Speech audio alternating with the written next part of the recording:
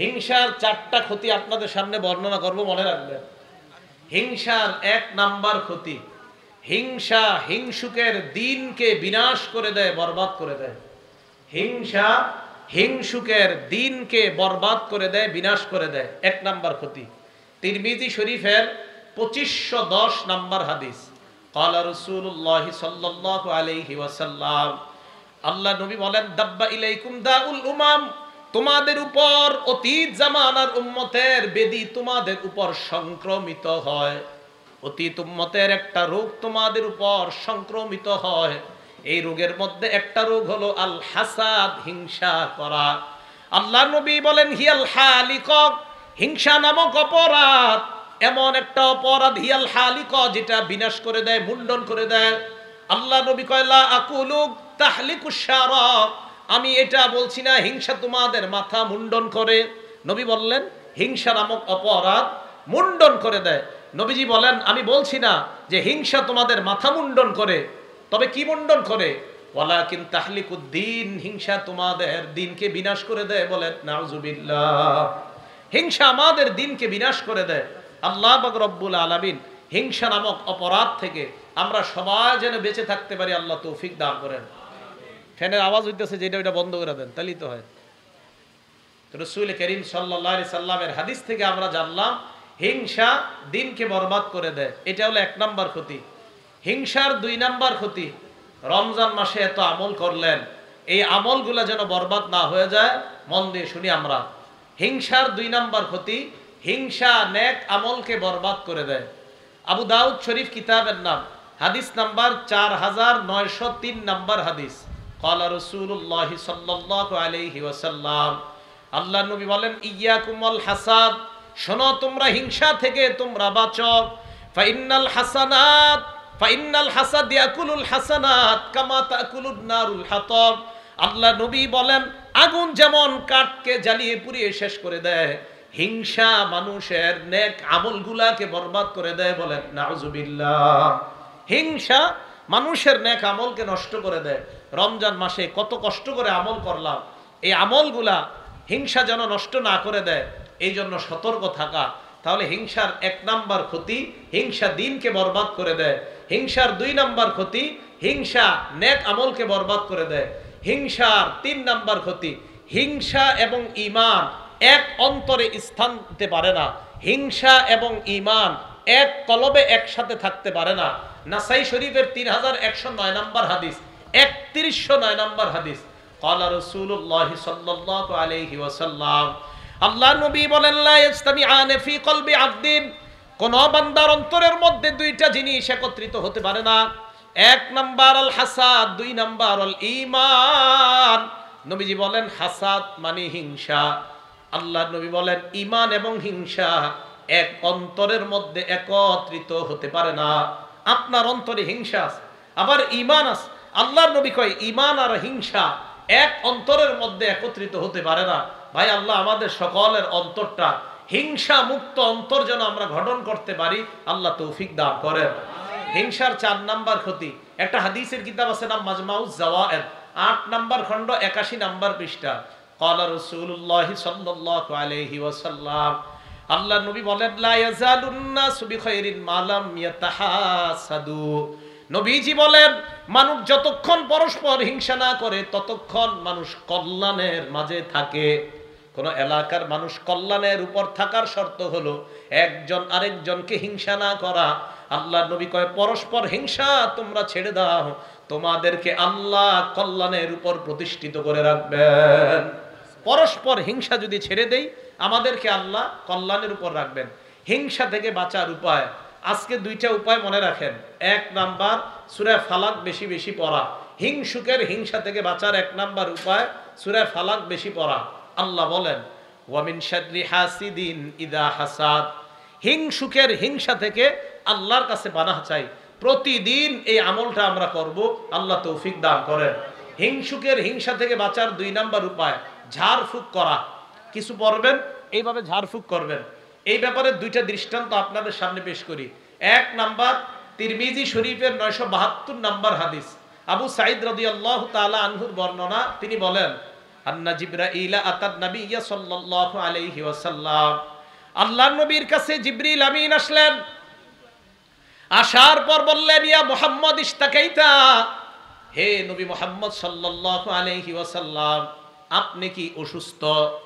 নবীজির প্রশ্ন করলেন, আপনি কি অসুস্থ? আল্লাহর নবী জবাব দিলেন, নাম, হ্যাঁ আমি অসুস্থ। এবার জিবরিল আমিন কি বলছে দেখেন, যদি পারেন মুখস্থ রাখেন। বিসমিল্লাহি আরকিকা, আল্লাহর নামে আমি আপনারে ঝাড়ফুঁক করতেছি। জিবরিল আমিন নবীজিরে ফু দিতেছে। মিন কুল্লি শাইইন ইউযিকা, সমস্ত এমন জিনিস থেকে যে জিনিস আপনাকে কষ্ট দেয়। বিসমিল্লাহি আরকিকা, আল্লাহর নামে আপনাকে আমি ঝাড়ফুঁক করি। মিন কুল্লি শাইইন ইউযিকা, প্রত্যেক ওই জিনিস থেকে যে জিনিস আপনাকে কষ্ট দেয়। মিন শাররি কুল্লি নাফসিন, প্রত্যেক অনিষ্ট বান্দা থেকে আমি আপনার কাছে আপনাকে ফু দিতেছি। প্রত্যেক বান্দার অনিষ্টতা থেকে আমি আপনাকে ঝাড়ফুঁক করতেছি। এরপরে কি করে দেখেন, ওয়ামিন আইনিন হাসিদ, হিংসুক চোখ থেকে আমি আপনাকে ঝাড়ফুঁক করতেছি। শেষে জিবরিল বলে, বিসমিল্লাহি আরকিকা ওয়াল্লাহু ইয়াশফিকা, আল্লাহর নামে আমি আপনাকে ফু দিতেছি, আল্লাহ আপনাকে সুস্থ বানায় দেন। এইটা যদি পারেন বাচ্চার শরীরে ফু দিবেন। জিবরিল আমিন নবীজিরে ফু দিস, আপনারা অবিকল এই দোয়া পরে ফু দেন, আল্লাহ এই বাচ্চাকে হিংসুকের হিংসা থেকে হেফাজত করবেন। বিসমিল্লাহি আরকিকা মিন কুল্লি শাইইন ইউযিকা মিন শাররি কুল্লি নাফসিন ওয়া আইনিন হাসিদিন বিসমিল্লাহি আরকিকা আল্লাহু ইয়াশফিকা। এটা হলো পুরা দোয়া।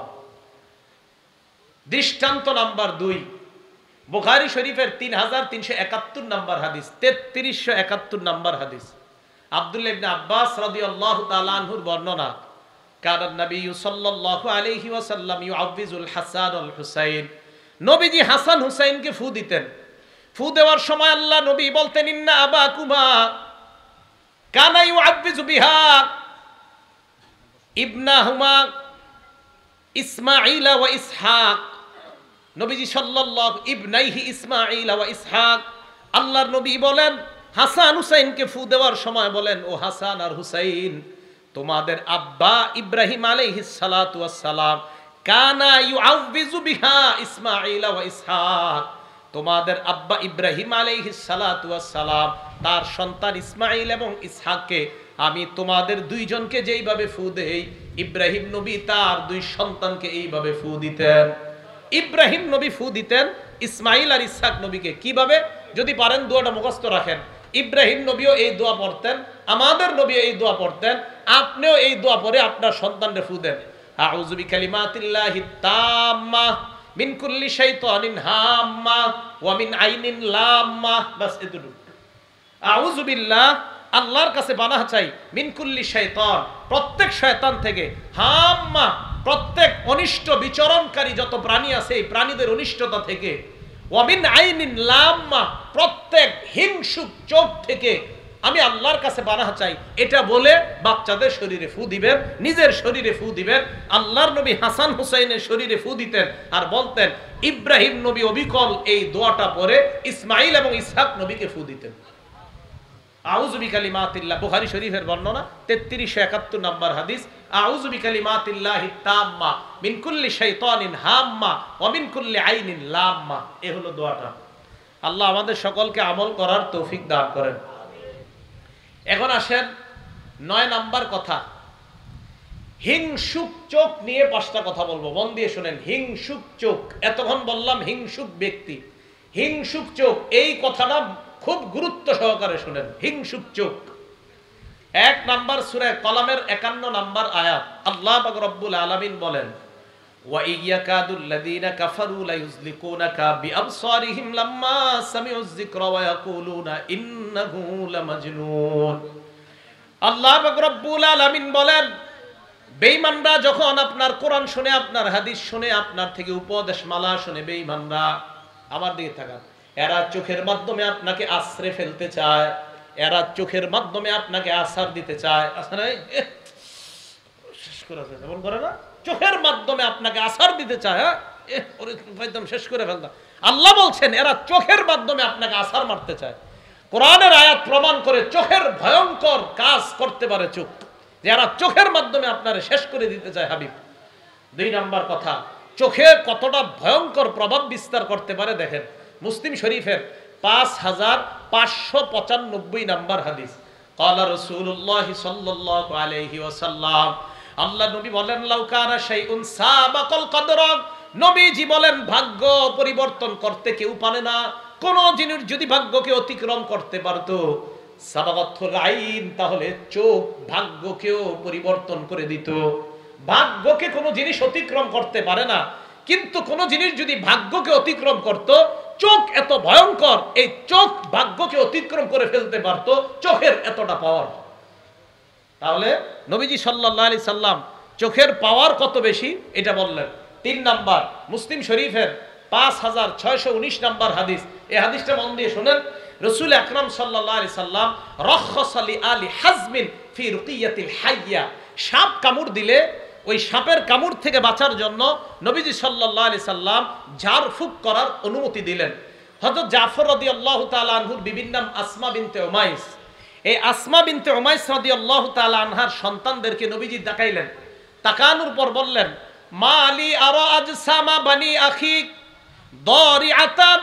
আল্লাহর নবী বললেন, ও আসমা, আমার ভাইয়ের সন্তানগুলার কি অবস্থা, তারা এত শুকায় গেছে কেন?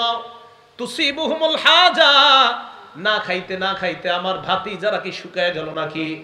হযরত জাফর হলো আমাদের নবীজির চাচাতো ভাই, সেই হিসাবে নবীজি বললেন, আসমা, আমার এই চাচাতো ভাইয়ের ছেলেগুলার এই অবস্থা কা, তারা কি না খাইতে না খাইতে শুকায় গেছে নাকি, এমন অবস্থা কা? দেখেন, মন দিয়ে শোনেন, নবীজি বললেন, এদের শরীর বাড়ে না কেন, এমন চিকনা কেন, শুকায় গেছে কেন? হযরতে আসমা জবাব দিলেন, লা ইয়া রাসূলুল্লাহ, খাদ্যের কোনো অভাব নাই। ওয়ালাকিনিল আইন তুসরিউ ইলাইহিম ইয়া রাসূলুল্লাহ, কিন্তু হুজুর আমার সন্তানগুলোর উপর মানুষের বদনজর লাগে। কি লাগে? হুজুর মানুষ খুব দ্রুত আমার সন্তানগুলোকে বদনজর দেয়। আল্লাহর নবী কয়, ইরকিহিম, তাদেরকে ঝাড়ফুঁক করবা। তাহলে এই হাদিস দ্বারা বোঝা যায়, চোখ আপনারে একদম রোগাক্রান্ত বানায় দিবে। চোখ মানুষের ক্ষেতের ধান পুরা নষ্ট করে দেয়, চোখ পেঁপে গাছের সব পেঁপে ফালায় দেয়, চোখ কাঁঠাল গাছের কাঁঠাল সব নষ্ট করে দিতে পারে। তো রাসূল আকরাম সাল্লাল্লাহু আলাইহি সাল্লাম বললেন, আসমা, তোমার সন্তানদের কি হয়েছে? কয়, হুজুর এদেরকে চোখ বদ নজর এদের উপর খুব বেশি লেগে যায়। নবী কয়, ঝাড়ফুঁক করো। 4 নাম্বার কথা, ইবনে মাজা কিতাবের নাম, হাদিস নাম্বার 3509, 3509। হ্যাঁ, এটা মন দিয়ে শোনেন। মাদ্রাসার হুজুর যারা আছে তাদেরকে বলবো, এলাকাবাসী যারা আছেন তাদেরকে বলবো, মাদ্রাসার ছাত্র যারা আছেন তাদেরকে বলবো, এলাকাবাসীও শোনেন। আপনারা মাঝে মাঝে সন্তান গোসল করায়া বারান্দায় দাঁড় করায় দেন, রোদ্রের মধ্যে দাঁড় করায় দেন, সন্তান দাঁড়ে উঠানের মধ্যে ছেড়ে দেন, তার শরীরের দিকে অন্য মানুষ তাকায়। এরা ভালো করে শোনেন, সন্তানের অথবা আপনারা বয়স্ক যারা, আমরা বয়স্ক যারা, আমরাও যারা পুকুরের মধ্যে সবার সামনে গোসল করি, খুব সতর্ক হয়ে গোসল করা দরকার, শরীরে গামছা রাখা দরকার। কেন দরকার? হাদিসটা শোনেন। ইবনে মাজা 3509 নাম্বার হাদিস। নবীজি সাল্লাল্লাহু আলাইহি সাল্লামের জামানায় এক আশ্চর্য ঘটনা ঘটছে। কি ঘটছে? আমির ইবনে রবিআ, বলেন তো নামটা কি? আরেকটা নাম মনে রাখবেন, সাহাল ইবনে হুনাইফ। কি নাম? সাহাল ইবনে হুনাইফ। তো এই সাহাল ইবনে হুনাইফ গোসল করতেছে। মাররা আমির ইবনে রবিআ বিসাহাল ইবনে হুনাইফ রাদিয়াল্লাহু তাআলা আনহুমা। আমির ইবনে রবিআ সাহাল ইবনে হুনাইফের পাশ দিয়ে অতিক্রম করলেন। অতিক্রম করার সময় ওয়াহুয়া ইয়াগতাসিলু, সাহাল ইবনে হুনাইফ গোসল করতেছিলেন। সাহাল ইবনে হুনাইফ দেখতে বড় সুন্দর। সাহাল ইবনে হুনাইফকে দেখার পর আমির ইবনে রবিআর বক্তব্যটা ছিল এমন, লাম আরা কাল ইয়াউম ওয়ালা জিলদা মুখাব্বাআতান। সাহাল ইবনে হুনাইফকে গোসলরত অবস্থায় এত সুন্দর আমি দেখলাম, এমন সুন্দর শরীর কোন পর্দার আড়ালের নারী কেউ দেখি না। কি বলল? আমির ইবনে রবিআ বলল, সাহাল ইবনে হুনাইফ এত সুন্দর ছেলেটা, এত সুন্দর তার শরীর, পর্দার আড়ালের কোন নারীও মনে হয় এত সুন্দর না। আমির ইবনে রবিআ বলল, ফামা লাবিসা আন লুবিতা সাহাল ইবনে হুনাইফ, বেশিক্ষণ হয় না এই সাহাল ইবনে হুনাইফ বেহুশ হয়ে গেছে। তাড়াতাড়ি আল্লাহ নবীর কাছে নিয়ে যাওয়া হয়। আল্লাহ নবী কি বললেন, ইয়া রাসূলুল্লাহ, তাড়াতাড়ি আপনি কিছু একটা করেন। নবীজি কয়, কি হইছে? মান তাত্তাহিমুনা বি, তোমাদের কাদেরকে সন্দেহ হয়? কাকে সন্দেহ হয়? সাহালের উপর কারো বদনজর লাগছে বলে কি তোমাদের সন্দেহ হয়? কয়, জি হুজুর। কয়, কাকে? কয়, আমির ইবনে রবিআকে আমাদের সন্দেহ হয়। নবীজি কয়, ডাই কেন? আমির ইবনে রবিআকে আল্লাহ নবী ডাকছেন, ডাকার পর আমারহু আইয়া তাওয়াদ্দা, আল্লাহ নবী তাকে ওযু করতে বললেন। ওযু করার পর ইয়াগসিলু ওয়াজহা, চেহারা ধৌত করাইলেন, হাত ধৌত করাইলেন, পা ধৌত করাইলেন, ওয়া দাখিলাতা ইজারিহি, এবং ভিতরের গুপ্ত অঙ্গ এটাও ধৌত করাইলেন, কাপড়ের ভিতরের গুপ্ত অঙ্গটাও ধৌত করাইলেন। সুম্মা আমারাহু আইয়া সুব্বা আলাই, এরপর নবীজি বললেন অতিরিক্ত, কেউ কেউ বলেন যেই পানিটা ছিল সেটা, আবার কেউ কেউ বলেন না যেটা দুইছে ওই পানিটাই, আইয়া সুব্বা আলাই, যার উপরে বদ নজর লাগছে তার উপর ছিটায় দাও, যার উপর বদ নজর লাগছে তার উপর ছিটায় দাও। এখন কথা হলো এই হাদিস দ্বারা কি বোঝা যায়? নবীজি সাল্লাল্লাহু আলাইহি সাল্লাম বলেন, শোনো তোমরা কি করো না করো মাঝে মাঝে তোমরা, দেখেন আলামা ইয়াকতুলু আহাদুকুম, এই শব্দটা সারা জীবন মনে রাখবেন। তোমরা কিসের কারণে আলামা ইয়াকতুলু আহাদুকুম আখাহু, তোমরা কেন একজন তার ভাইকে হত্যা করো? সাহাবারা কয়, হুজুর হত্যা মানে? এই হিংসুক চোখ, কিছু চোখ আছে এমন যে চোখ তার ভাইকে হত্যা করে দেয়, যে চোখ বদনজর পড়ার কারণে এমন অবস্থা হয় যে তার ভাইকে শেষ করে দেয়। তাহলে আল্লাহর নবী কারো বদনজর পড়াটাকে হত্যার সাথে শামিল করছে। আলামা ইয়াকতুলু আহাদুকুম আখাহু, তোমাদের কেউ তার ভাইকে কেন হত্যা করো? নবীজি বললেন, ইজা রাআ আহাদুকুম, তোমাদের কেউ যখন কাউকে দেখে, মা ইউজিবুহু, যেটা তার কাছে ভালো লাগে, ফালইয়াদউ লাহু বিল বারাকা, ওই সময় যেন সে তার জন্য বরকতের দোয়া করে। কাউকে যখন দেখবো আমরা, সৌন্দর্যতা যদি চোখে আসে, মাশা আল্লাহ, মাশা আল্লাহ, এই দোয়াগুলা করব। এখন এলাকাবাসী যারা আছি আমাদের জন্য করণীয় কি? দোয়া তো আমি আপনি হয়তো করলাম যারা জানি, কিন্তু যে জানে না সে তো দোয়া করবে না। তার চোখ যদি আপনার ছেলের উপরে লাগে তাহলে কিন্তু বরবাদ হয়ে যাবে। এই জন্য বাচ্চাদেরকে সবার সামনে গোসল করায়েন না, বাচ্চাদেরকে গোসল করায় সবার সামনে রোদ্রে দাঁড় করায় দিয়েন না, গেঞ্জি সহ শরীরে একটা কাপড় সহ বাচ্চাকে অন্যের সামনে দেন, না হয় এমন বদনজর লাগবে, ফুটফুটে একটা সন্তান দেখবেন হঠাৎ একদম চিকন হয়ে চ্যাংরা হয়ে শেষ হয়ে যাওয়ার উপক্রম হয়ে যায়। এগুলো বদনজরের কারণে হয়। মাদ্রাসার তালেবে ইলম যারা আছেন, ছাত্র ভাইয়েরা, যদিও আমরা অনেকের মাঝে গোসল করতে হয়, আলহামদুলিল্লাহ মাদ্রাসার ছাত্রদের মধ্যে তো বদনজর নাই, সারাক্ষণ কোরআন হাদিস পড়ে।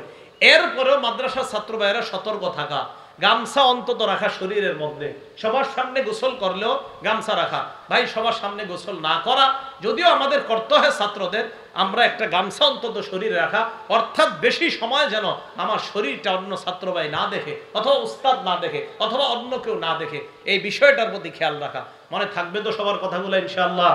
তাহলে বদ নজর থেকে বাঁচা এটা খুব জরুরি বিষয়।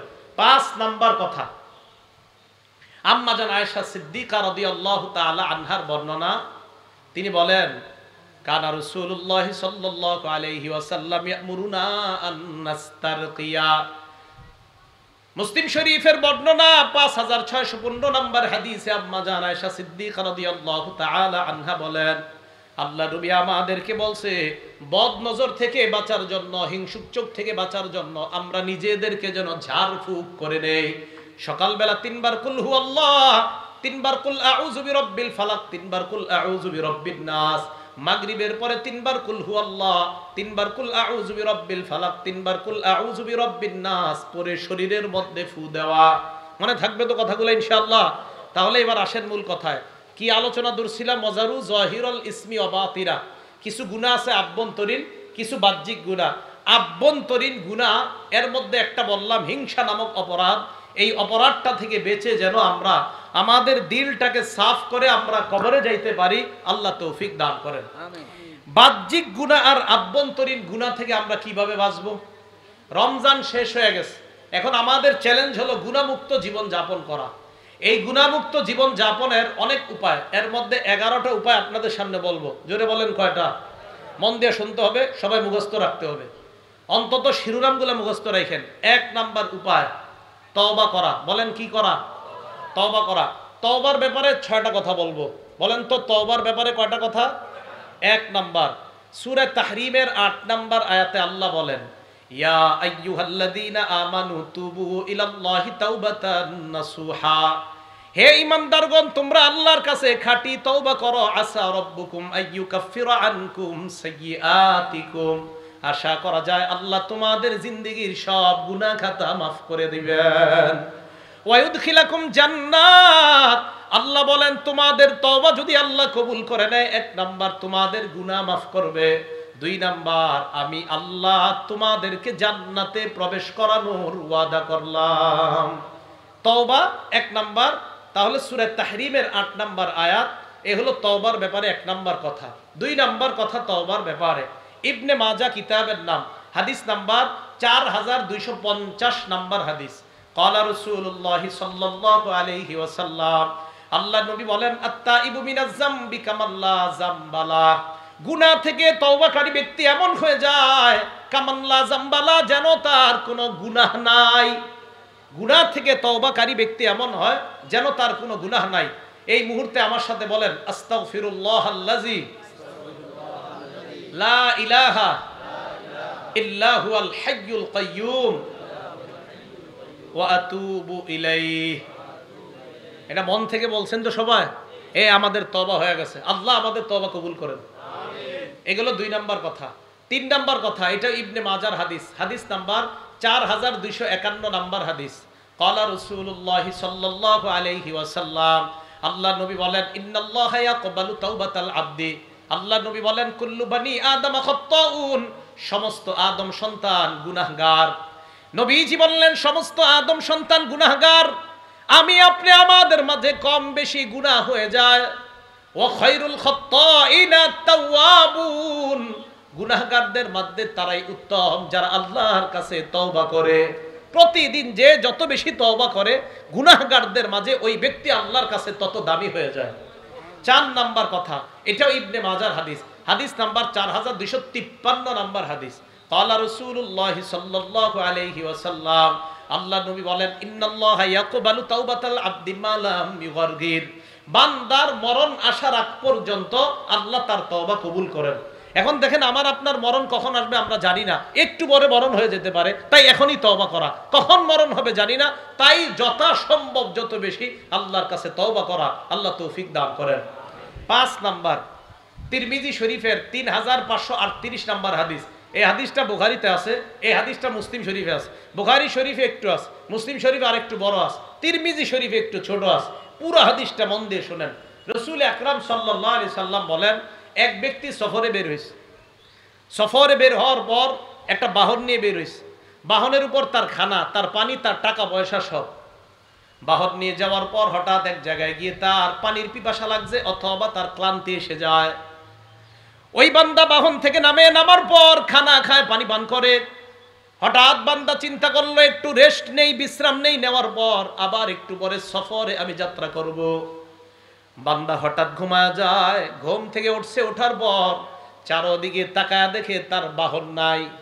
তাহলে খানাও গেল, পানিও গেল, টাকা পয়সা গেল। বান্দা এবার চিন্তা করে কি করা যায়, পিছনে যদি যাই, বাড়ির দিকে রওনা করি, তাও বাঁচবো না। সফর যেই জায়গায় রওনা করলাম সেখানেও যেতে পারবো না। এখন আমার এই জায়গায় মরণ ছাড়া কোনো উপায় নাই। মরণের নিয়তে ওই জায়গায় বসে রয়েছে। পিছনে যাওয়া সম্ভব না, সামনেও সম্ভব না, কারণ অনেক দূর এসে গেছে। বৈশা বৈশা আসতে আবার ঘুম এসে গেছে। হঠাৎ আল্লাহ পাক রব্বুল আলামিন তার ঘুম ভেঙে দেয়। ঘুম থেকে জাগ্রত হওয়ার পর তাকায় দেখে তার বাহন, খানা, পানি, টাকা পয়সা নিয়ে উপস্থিত হয়ে যায়। খুশি বেশি না কম? এই বান্দা খুশি কম না বেশি? কত খুশি বান্দা! আল্লাহর দিকে তাকায়, তাকায় দেখেন কি, আল্লাহুম্মা, হে আল্লাহ। কি বলছে? আবার বলেন, কি বলছে? তার মানে চিনছে যে আপনি আল্লাহ। আল্লাহরে ডাক দিয়ে কয়, আল্লাহ আনতা আবদি ওয়া আনা রব্বুকা। আল্লাহর দিকে তাকায় কিন্তু বলছে, হে আল্লাহ। এটা বলছে, আপনি আমার বান্দা, আমি আপনার রব। বলছে কি? কি বলছে? হে আল্লাহ। ঠিক কইছে। এটা করার পরে বলবে আর কি, আল্লাহ আপনি আমার রব, আমি আপনার গোলাম। এটা না বইলা কয়, আল্লাহ আপনি আমার বান্দা, আমি আপনার রব। নবীজি কয়, আখতা বিশিদ্দাতিল ফারহি, খুশির ঠেলায় বেচারা ভুল করে ফেলছে। খুশিতে যে কি বলবে, এর মুখ দিয়ে আসার কথা, আল্লাহ আপনি আমার রব, আমি আপনার বান্দা। প্রথমে কিন্তু বলছে হে আল্লাহ, এটা বইলা কয়, আল্লাহ আপনি আমার বান্দা, আমি আপনার রব। ভুল করে খুশিতে। নবীজি বলেন, লাল্লাহু আফরাহু বিতাওবাতি আহাদিকুম মিন আহাদিকুম বিদাল্লাতিহি ইযা ওয়াজাদাহা তোমাদের কেউ তার হারিয়ে যাওয়া বাহন ফিরে পাওয়ার পর এত পরিমাণ খুশি হইলা, যেই খুশিতে তুমি আল্লাহরে বান্দা বইলা ফেললা, নিজেরে রব বলে ফেললা, তোমার মাথাও কাজ করে নাই, তাহলে তোমার খুশির মাত্রা কি ছিল? একজন বান্দা তওবা করে গুনাহ থেকে ফিরে আসলে এই বান্দার চেয়ে আল্লাহ কোটি গুণ বেশি খুশি হয়ে যায়। তাহলে তওবা করা। এ গেল 5 নাম্বার কথা। 6 নাম্বার, মুসলিম শরীফের 6882 নাম্বার হাদিস। ক্বালা রাসূলুল্লাহ সাল্লাল্লাহু আলাইহি ওয়াসাল্লাম, আল্লাহ নবী বলেন, ইন্নাল্লাহা ইয়াবসুতু ইয়াদাহু বিল-লাইলি লিয়াতুবা মুসিউন নাহার। আল্লাহ পাক রব্বুল আলামিন রাতের বেলা তার কুদরতি হাত প্রসারিত করে দেয় দিনের অপরাধীদেরকে ক্ষমা করার জন্য। ওয়ায়াবসুতু ইয়াদাহু বিন-নাহার লিয়াতুবা মুসিউল লাইল, রাতের অপরাধীদেরকে মাফ করার জন্য আল্লাহ দিনের বেলা তার ক্ষমার হাত প্রসারিত করে দেয়। 24 ঘন্টা আমাদের তওবা কবুল করার জন্য আল্লাহ পাক রব্বুল আলামিন তার ক্ষমার হাতকে প্রসারিত করে দেয়। ভাই বেশি বেশি তওবা করব আল্লাহর কাছে, রাজি আছি না ইনশাআল্লাহ? তাহলে আভ্যন্তরীণ গুনাহ বাহ্যিক গুনাহ থেকে মাফ পাওয়ার 1 নাম্বার উপায় তওবা করা। 2 নাম্বার ইস্তেগফার পড়া। পড়েন আমার সাথে, আস্তাগফিরুল্লাহ আস্তাগফিরুল্লাহ। আমাদের নবীর আগে কোনো গুনাহ নাই, পরে কোনো গুনাহ নাই। নবীজি বলেন, আল্লাহি ইন্নী লা আস্তাগফিরুল্লাহ ওয়া আতুবু ইলাইহি ফিল ইয়াউমি আকসার মিন 70 মাররা। আল্লাহর নবী বলেন, যেই নবীর আগে পরে কোনো গুনাহ নাই, এই নবী কয় আমি প্রতিদিন আল্লাহর দরবারে 70 বারের বেশি আস্তাগফিরুল্লাহ এবং তওবা করি। কয়বারের বেশি? আপনাদের সুবহানাল্লাহর মিটারে বোঝা গেছে হুজুরের চেয়ে গুনাহ আমগো কম, বুঝেন নাই?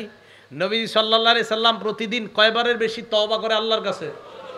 তাহলে আমাদের কি পরিমাণ তওবা করা দরকার, কি পরিমাণ ইস্তেগফার পাঠ করা দরকার? হ্যাঁ, 500 বার নিয়মিত। রাজি আছেন ইনশাআল্লাহ? কয়বার? 500 বার পড়তে 5 মিনিটও লাগবে না, কিন্তু পড়বেন না।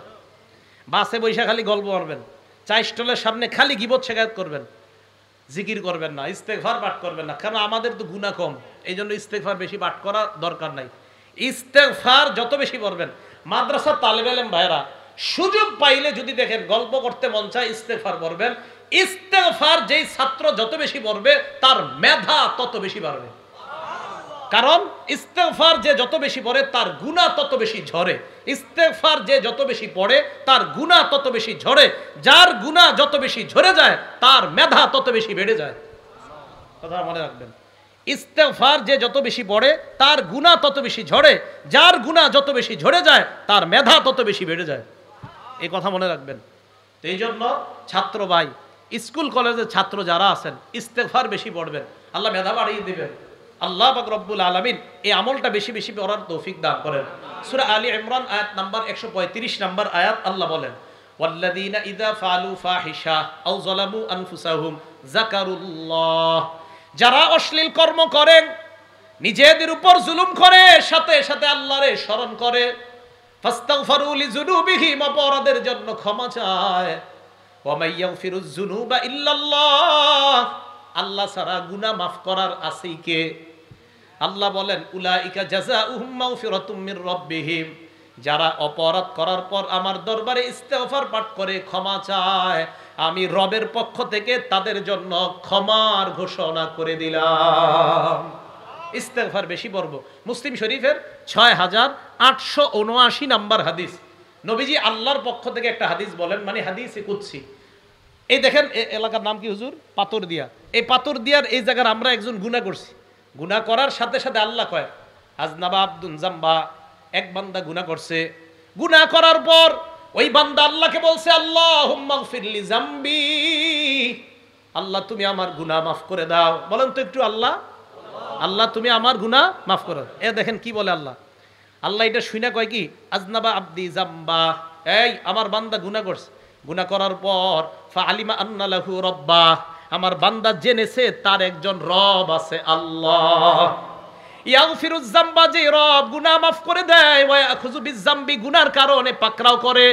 আমার বান্দা জানে তার একজন রব আছে যে রব গুনাহ মাফ করে, তাই তো বান্দা আমাকে বলছে, আল্লাহ তুমি আমার গুনাহ মাফ করে দাও। আমার বান্দা জানে তার রব আছে, তাই আর কারো কাছে মাফ চাই নাই, রবের কাছে চাইছে। এটা বলার পর আল্লাহ কয়, সুম্মা আদা ফাআজনাবা, বান্দা গুনাহ থেকে মাফ চাওয়ার পরে আর গুনাহ করে না। ইবলিস আবার গুনাহ করায় ফেলছে। গুনাহ করার পর আবার কয় রব্বি ইগফিরলি, মাবুদ মাফ করো। আল্লাহ কয় আলিমা আব্দি আন্না লাহু রব্বা, আমার বান্দা জানে তার একজন রব আছে, ইয়াগফিরুজ যামবা, গুনাহ মাফ করে দেয়, ওয়া ইয়াখুযু বিযামবি, গুনাহের কারণে পাকড়াও করে। তাই আমারে ডাক দিয়ে কইছে আল্লাহ মাফ করো। আল্লাহ কয় সুম্মা আদা ফাআজনাবা, বান্দা আবার গুনাহ করছে, শয়তান করায় ফেলছে, আবার আমারে ডাক দিয়ে কয় রব আমারে মাফ করেন। আল্লাহ কয় আমার বান্দা বারবার জানে তার একজন রব আছে মাফ করার মতো। সুবহানাল্লাহ। এক পর্যায়ে আল্লাহ কয় কদ গফারতু লাকা, বান্দা আমি তোমাকে মাফ করেই দিলাম, আমি তোমাকে মাফ করে দিলাম।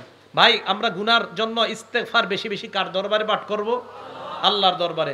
গুনাহ মাফের 2 নাম্বার উপায় ইস্তেগফার পাঠ করা। নিয়মিত আমরা বেশি বেশি ইস্তেগফার আর তওবা করব, আল্লাহ তৌফিক দান করেন। 3 নাম্বার গুনাহ মাফের উপায়, বাংলাটা মনে রাখবেন। 3 নাম্বার উপায়টা ক্ষমা পাওয়ার আশায় আল্লাহর কাছে ক্ষমা চাওয়া। বলেন তো বাংলাটা, পাওয়ার আশায় আল্লাহর কাছে, না না ভুল হইছে, ক্ষমা পাওয়ার আশায় আল্লাহর কাছে বারবার ক্ষমা চাওয়া। বলেন কি বলছি? আল্লাহর কাছে বারবার ক্ষমা চাওয়া। হ্যাঁ, হাদিস দিচ্ছি, তিরমিজি শরীফের 3540 নাম্বার হাদিস, তিরমিজি শরীফের 3540 নাম্বার হাদিস। এই হাদিসটাও হাদিসে কুদসি, মানে আমাদের নবী আল্লাহর পক্ষ থেকে বলছে। আল্লাহ আমাদের আপনাদের সবাইকে ডাক দিয়ে বলে, ইয়াবনা আদম, হে আদম সন্তান, ইন্নাকা মা দাউতানি ওয়া রাজাউতানি, তুমি আমাকে যতবার আমার কাছে দোয়া করো, ক্ষমা পাওয়ার আশায় যতবার আমার কাছে দোয়া করো, গফারতু লাকা আলা মা কানা ফিকা ওয়ালা উবালি, ততবার আমি আল্লাহ তোমার গুনাহ মাফ করতে কারো পরোয়া করি না। ভাই পরোয়া করা কাকে বলে বলেন তো? আমি আপনাদের কাউরে বললাম, কেউ যদি এটা শোনাইতে পারে তারে 100 টাকা দিব। তো হুজুর বললো না দিয়েন না, আমি বললাম না আমি দিব, আপনার কি? এটারে বলে পরোয়া। আমি কারো পরোয়া করি না, আমি তারে 100 টাকা দিব। আল্লাহ বলে আমি আমার বান্দারে বানাইছি, ও গুনাহ করে যতবার ক্ষমা পাওয়ার আশায় আমার কাছে ক্ষমা চায়, আমি ওকে মাফ করবো। এখানে কার কি? আমি কারো পরোয়া করি না, কারো পরোয়া করি না। আলা মা কানা ফিক।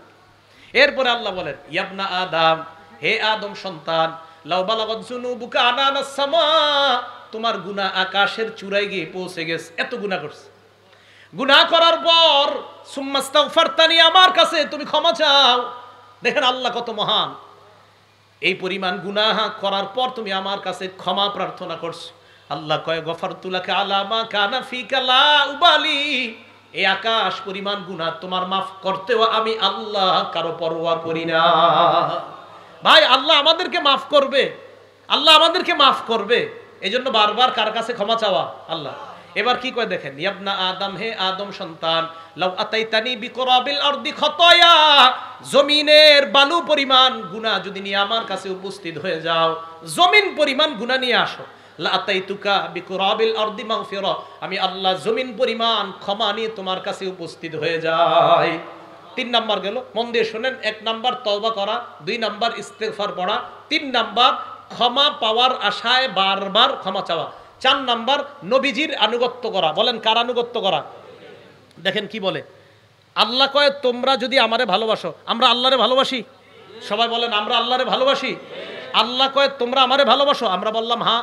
আল্লাহ বলেন তোমরা যদি আমারে ভালোবাসো, আমার নবীর আনুগত্য করো, আমি তোমাদেরকে ভালোবাসবো। সূরা আলী ইমরান 31 নাম্বার আয়াত, আল্লাহ বলেন কুল ইন কুনতুম তুহিব্বুনাল্লাহ, নবী আপনি বলেন যদি তোমরা আল্লাহরে ভালোবাসো, ফাত্তাবিউনি, আমি নবীর অনুসরণ করো, ইউহিব্বুকুমুল্লাহ, আল্লাহ তোমাদেরকে ভালোবাসবেন।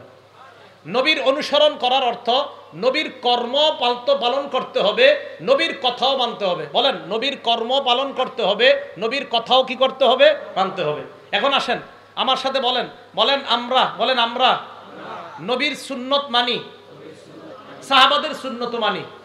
জোরে বলেন আমরা নবীর সুন্নত মানি, সাহাবাদের সুন্নত মানি। ইবনে মাজাহ কিতাবের বলেন 42 নং হাদিসের দলিল অনুযায়ী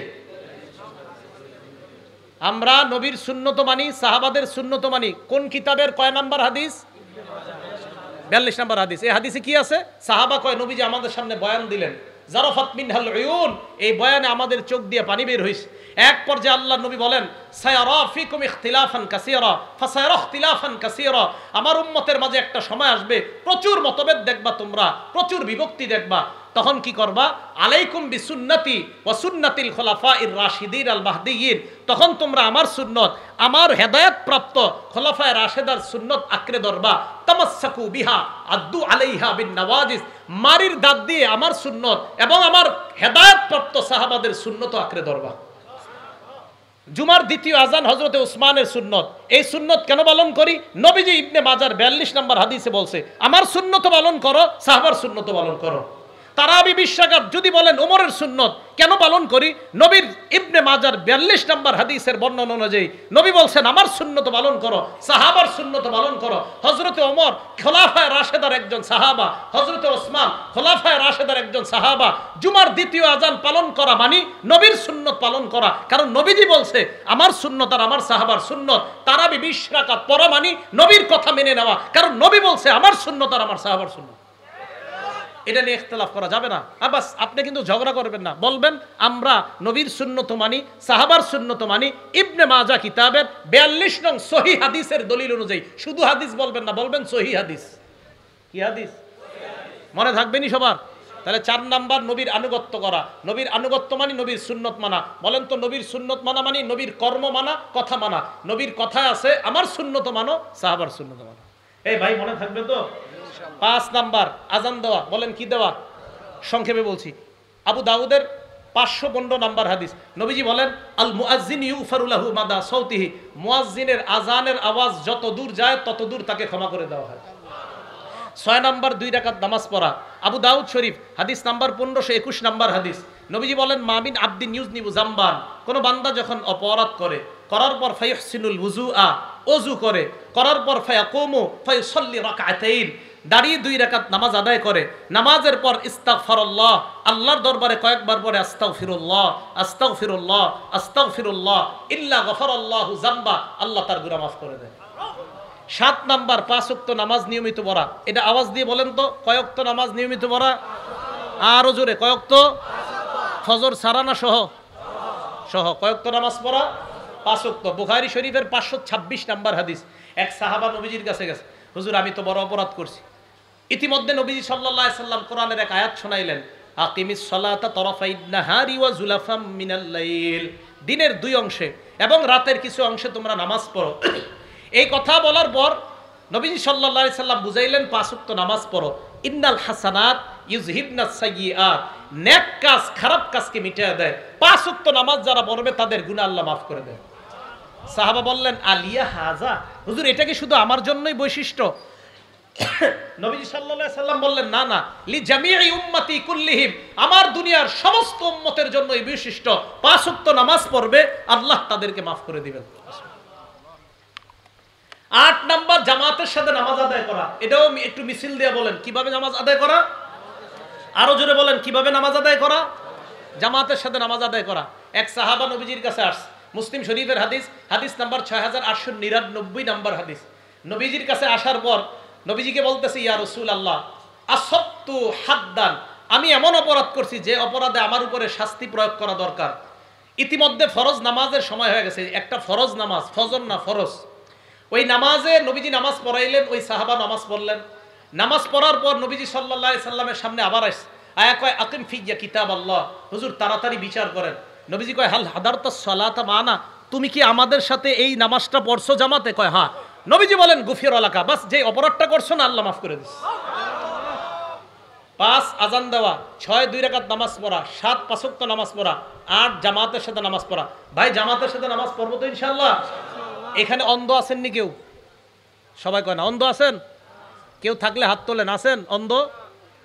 অন্ধ কেউ নাই। তাহলে একটা হাদিস শোনেন, রিয়াজুস সলিহিন 1073 নাম্বার হাদিস। এক অন্ধ সাহাবা নবীজির কাছে আসছে, আসার পর কয় ইয়া রাসূলুল্লাহ লাইসা লি কাঈদুন ইয়াকুদুনি ইলাল মসজিদ, হুজুর এমন কেউ নাই যে আমারে ধরে ধরে মসজিদে নিয়ে যেতে পারবে। নবীজি কয় কি বলতেছো সেটা কও। হুজুর আমি বাসায় নামাজ পড়লে হবে কিনা? নবীজি বললেন হ্যাঁ ঠিক আছে হবে, যাও। ফতোয়া দিয়ে দিছে নবীজি, হবে, যাও বাসায় নামাজ পড়ো। ফালাম্মা ওয়াল্লাহ, লোকটা রওনা করছে বাসায়। মন দিয়ে শুনেন, দাহু নবীজি ডাক দিলে, শোনো শোনো, আল তাসমাউন নিদা, আজান শোনো বাসা থেকে। কয় জি হুজুর বাড়ি থেকে আজান শোনা যায়। নবীজি বললেন ফাজিব, তাহলে মসজিদে জামাতে এসো। উনি কি অন্ধ সাহাবা ছিলেন না দেখতেন? অন্ধকে নবীজি কি বললেন? কিভাবে আসবা জানি না, বাস আজান শুনবা, মসজিদে আসবা। হ্যাঁ, আপনারা ঘুমাই থাকেন বাসা। তাহলে জামাতের সাথে নামাজ আদায় করা 8 নাম্বার। 9 নাম্বার, গুনাহ হয়ে গেলে সাথে সাথে একটা ভালো কাজ করা। তিরমিজি শরীফের 1987 নাম্বার হাদিস, আবু যর গিফারীকে নবীজি বললেন, ইত্তাকিল্লাহা হাইসুমা কুনতা, যেখানেই থাকো আল্লাহরে ভয় করো, ওয়া আতবিইস সাইয়্যাতাল হাসানাতা তামহুহা, খারাপ কাজ হয়ে গেলে সাথে সাথে একটা ভালো কাজ করবা, এই ভালো কাজটা তোমার খারাপ কাজকে মিটাইয়া দিবে। এজন্য কোনো সময় খারাপ কাজ হয়ে গেলে আস্তাগফিরুল্লাহ আস্তাগফিরুল্লাহ আস্তাগফিরুল্লাহ বেশি বেশি পড়া। 10 নাম্বার, জিকিরের মজলিসে বসা। এই যে আপনারা এখন জিকিরের মজলিসে আছেন, বুখারী শরীফ হাদিস নাম্বার 6408 নাম্বার হাদিস, নবীজি বলেন, ইন্না লিল্লাহি মালাইকাতান ইয়াতুফুনা ফিত তুরুক, আল্লাহর একদল ফেরেশতা আছে আপনাদের সামনের রাস্তায় ঘুরে। ইয়াতুফুনা ফিত তুরুক ইয়ালতামিসুনা আহলা যিকরি, কোথায় আল্লাহর দ্বীন সম্পর্কে আলোচনা হয় এমন মজলিস খোঁজে। ফাইদা ওয়াজাদু কওমান ইয়াজকুরুন আল্লাহ, তারা আপনাদেরকে পাইছে যে আপনারা আল্লাহর দ্বীন সম্পর্কে আলোচনা শুনতেছেন, করতেছেন এবং আরো হবে। তারাদাও হালুম্মু ইলা হাজাতিকুম, এই রাস্তার ফেরেশতা অন্যান্য রাস্তার ফেরেশতাদেরকে ডাইকা নিয়ে এসে কয়, হালুম্মু ইলা হাজাতিকুম, আরে কোথায় ঘুরো, এখানে আসো। পাথর দিয়া দারুল উলুম মাদ্রাসার মাঠে একটা দল পেয়ে গেছি আমরা, আসো। ফায়াহুফুনাহুম বিআজনিহাতিহিম ইলাস সামাইদ দুনিয়া, পুরা মাঠটাকে ফেরেশতারা বেষ্টন করে, একজনের কাঁধের উপর আরেকজন, আরেকজনের কাঁধের উপর আরেকজন, এইভাবে আল্লাহর আসমান পর্যন্ত ফেরেশতাদের একটা সারি চলে গেছে। আল্লাহ কয়, মাজা ইয়াকুলু ইবাদি, আমার বান্দারা কি বলে? তো ফেরেশতারা বলে, ইউসাব্বিহুনাক ওয়া ইউকাব্বিরুনাক ওয়া ইউমাজ্জিদুনাক ওয়া ইয়াহমাদুনাক, আল্লাহ এরা সুবহানাল্লাহ বলে, এরা আলহামদুলিল্লাহ বলে, এরা আল্লাহু আকবার বলে, এরা আপনার বরত্ব বর্ণনা করে। আল্লাহ কয়, হাল রাউনি, দেখছে আমাকে? কয়, না মাবুদ দেখে নাই। আল্লাহ পাক রব্বুল আলামিন বলেন, কাইফা লাউ রাউনি, দেখলে কি করতো? কয়, মাবুদ দেখলে, কানু আশাদ্দালাকা ইবাদা ওয়া আকসারালাকা তামজিদা ওয়া তাহমিদা, দেখলে আরো বেশি বেশি তাসবিহ পাঠ করতো, আরো বেশি বেশি ইবাদত করতো। আল্লাহ কয়, কি চায়? কয়, জান্নাত চায়, জাহান্নাম থেকে বাঁচতে চায়। শেষে আল্লাহ বলে, ইশহাদু আন্নী কদ গফারতু লাহুম, সাক্ষী থাকো, এই পাথর দিয়া মাদ্রাসার মাঠে আজকে যারা বয়ান শুনতেছে এবং শুনবে, শেষ পর্যন্ত থেকে বাসায় যাবে, আমি তাদেরকে মাফ করে দিলাম। 11 নাম্বার, আল্লাহর জিকির করা। কি করা? আল্লাহর জিকির করা। তিরমিজি শরীফ 3375, তিরমিজি শরীফ 3377, বুখারী শরীফ 6407, বুখারী শরীফ 6405, মুসলিম শরীফ 1239 নাম্বার হাদিস। সবগুলা জিকির সম্পর্কে আল্লাহ রাসূল সাল্লাল্লাহু আলাইহি সাল্লাম বলেন, মাসালুল্লাযী ইয়াজকুরু রাব্বা ওয়াল্লাযী লা ইয়াজকুরু রাব্বা, আমরা দুইজন এক ঘরের মধ্যে আছি, উনি জিকির করে, আমি জিকির করি না। ওনাকে আল্লাহ রাসূল বললেন, মাসালুল হাইয়্যি ওয়াল মাইয়িত, উনি জীবিত ব্যক্তির মতো, আমি মরা ব্যক্তির মতো। নবীজি সাল্লাল্লাহু আলাইহি সাল্লাম বলেন, মান ক্বালা ফিল ইয়াউম সুবহানাল্লাহ ওয়া বিহামদি মিআতা মাররা, একটু বলেন সুবহানাল্লাহ ওয়া বিহামদি। ডেলি 100 বার যারা পড়বে, বুখারী শরীফের বর্ণনা 6405 নাম্বার এবং 6407 নাম্বার হাদিসে আসে, কোন ব্যক্তি যদি নিয়মিত সুবহানাল্লাহি ওয়া বিহামদি এতটুকু পড়ে, সুবহানাল্লাহি ওয়া বিহামদি, বাস এতটুকু যদি কোনো ব্যক্তি পড়ে 100 বার ডেলি, হুত্তাত খাতায়াহু ওয়া ইন কানাত মিসলা জাবাদিল বাহরি, তার জিন্দেগীর সমুদ্র পরিমাণ, ফেনা পরিমাণ গুনাহ আল্লাহ মাফ করে দিবেন। ভাই মনে থাকবে তো ইনশাআল্লাহ? 1 নাম্বার তওবা করা, 2 নাম্বার ইস্তেগফার পড়া, 3 নাম্বার ক্ষমার আশায় দোয়া করা, 4 নাম্বার আনুগত্য করা নবীর, 5 নাম্বার আজান দেওয়া, 6 নাম্বার 2 রাকাত নামাজ পড়া, 7 নাম্বার 5 ওয়াক্ত নামাজ পড়া, 9 নাম্বার গুনাহ হয়ে গেলে ভালো কাজ করা, 10 নাম্বার জিকিরের মজলিসে বসা, 11 নাম্বার জিকির করা। আভ্যন্তরীণ গুনাহ, বাহ্যিক গুনাহ থেকে যেন মুক্ত হয়ে আমরা কবরে যেতে পারি, আল্লাহ তৌফিক দান করেন। আমিন। ওয়া আখিরু দাওয়ানা আনিল হামদুলিল্লাহি রাব্বিল আলামিন। আসসালামু আলাইকুম ওয়া রাহমাতুল্লাহি ওয়া বারাকাতুহু।